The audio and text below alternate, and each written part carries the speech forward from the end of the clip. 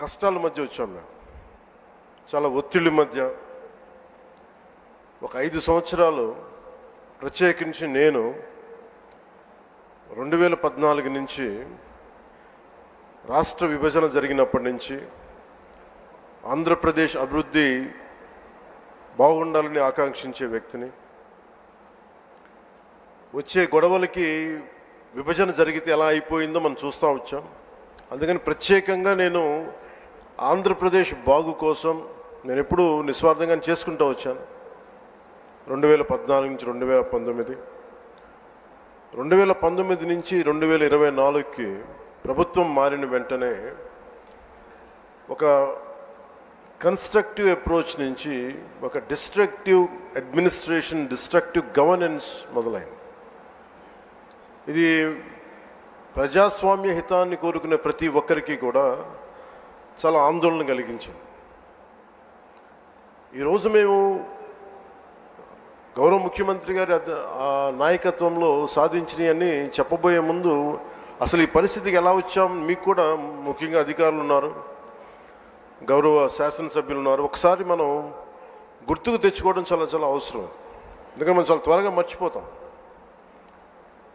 మన మీద కూడా చాలా బాధ్యత ఉంది. అవన్నిటినీ ఒకసారి గుర్తు తెచ్చుకొని మళ్ళీ మనం వచ్చే సంవత్సరానికి ఇంకెంత బాగా చేయగలం అన్న దానికోసం మీకు తెలియజేస్తున్నాను. మమ్మల్ని అందరినీ ఎంత ఇబ్బంది పెట్టారంటే, ఒక సగటు మనిషి దగ్గర నుంచి దేశం మొత్తం ఆయన ఆలోచనల్ని ఆదర్శంగా తీసుకొని పాలసీ మేకింగ్ అయ్యే ఒక దశాబ్దాల అనుభవం ఉన్న, సుదీర్ఘమైన అనుభవం ఉన్న ఒక ముఖ్యమంత్రి గారి, ఒక తెలుగుదేశం పార్టీ నాయకుడు శ్రీ నారా చంద్రబాబు నాయుడు గారి స్థాయి దాకా గత ప్రభుత్వ పాలకులు ఎంత ఇబ్బంది పెట్టారంటే ఇంకంతా ఇంతక ఎంత వికృతంగా తయారయ్యారంటే, ఏదైనా మాట్లాడాలంటే భయం. అధికార వ్యవస్థ ఒక భయం గుప్పెట్లో చిక్కుకుపోయారు. నేను అడిగేవాడిని చాలామంది అధికారులను, ఎందుకు మీరేం మాట్లాడలేదని. నాకు అర్థమైంది ఏంటంటే, మేము వచ్చిన తర్వాత నిజంగా రాజకీయ వ్యవస్థ కానీ బాధ్యతతో లేకపోతే అధికార యంత్రాంగం కూడా ఏమీ చేయలేదు, నిస్సహాయంగా చూస్తూ ఉండడం తప్ప అనేది మేము ప్రత్యక్షంగా చూసాం, అనుభవంలోకి వచ్చింది. ఇక నన్నైతే ఏ స్థాయిగా గౌరవ ముఖ్యమంత్రి గారిని ఏ స్థాయి ఇబ్బందుల్లో పెట్టారో మీరు అందరూ తెలుసు, మీ అందరికీ. కానీ నన్నైతే నాకు అనిపించేది, వైజాగ్లో, విశాఖపట్నంలో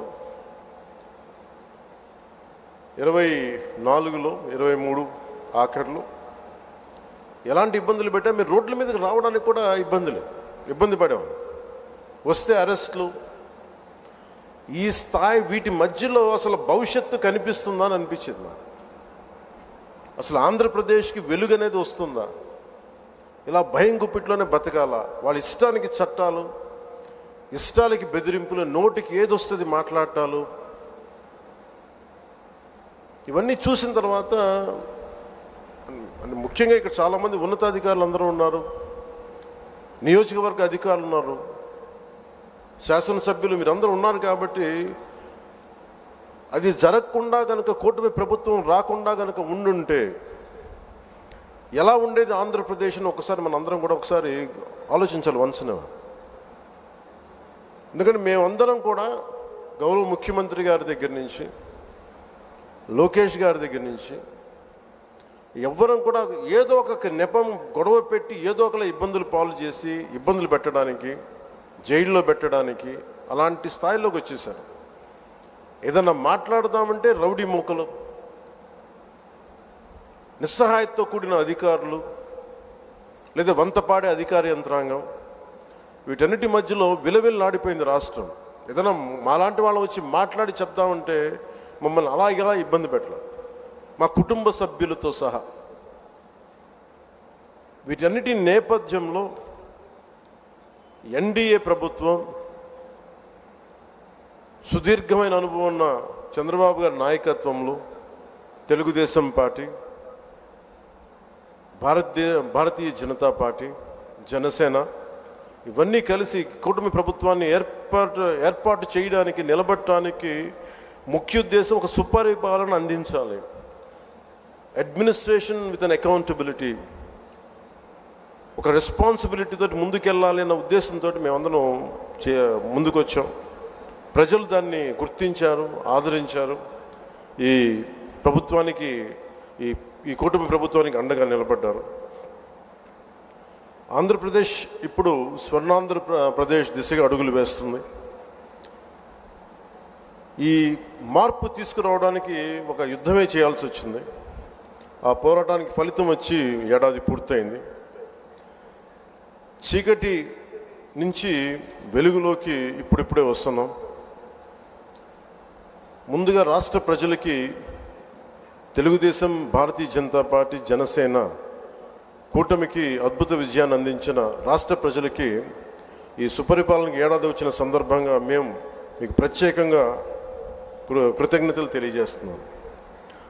రాష్ట్ర ప్రజల రుణం తీర్చుకునేందుకు గౌరవ ప్రధాని శ్రీ నరేంద్ర మోదీ గారి మార్గనిర్దేశకత్వంలో, పాలనలో అపార అనుభవం కలిగిన గౌరవ ముఖ్యమంత్రి శ్రీ చంద్రబాబు నాయుడు గారి నాయకత్వంలో కూటమి ప్రభుత్వం నిరంతరాయంగా కృషి చేస్తూనే ఉంది.